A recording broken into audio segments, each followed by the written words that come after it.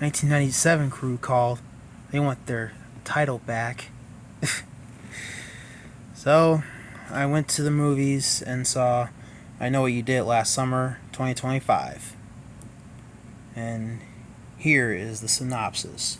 When five friends inadvertently cause a deadly car accident, they cover up their involvement and make a pact to keep it a secret rather than face the consequences.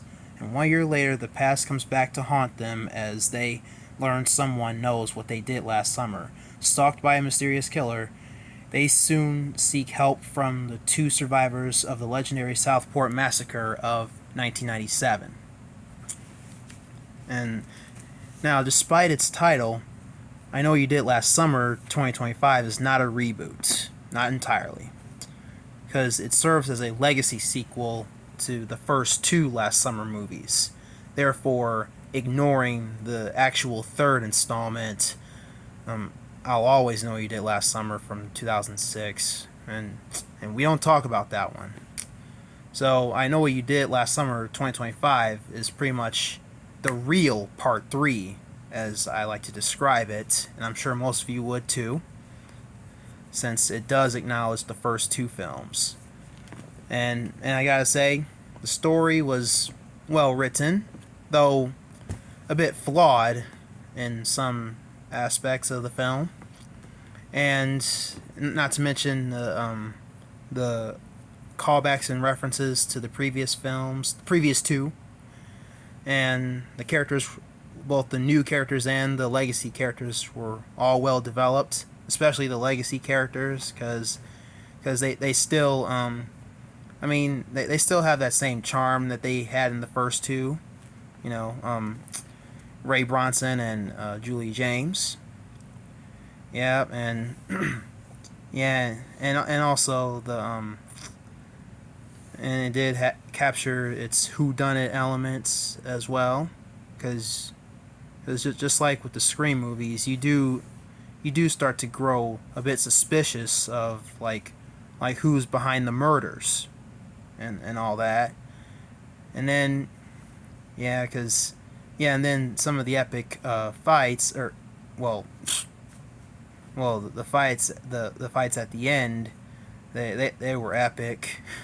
though I'm not gonna spoil it, since some of you out there haven't seen it yet. So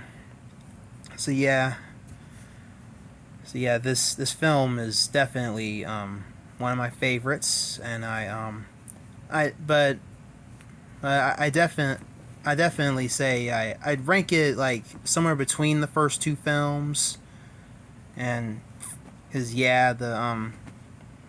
but I will add this film to my 4K collection.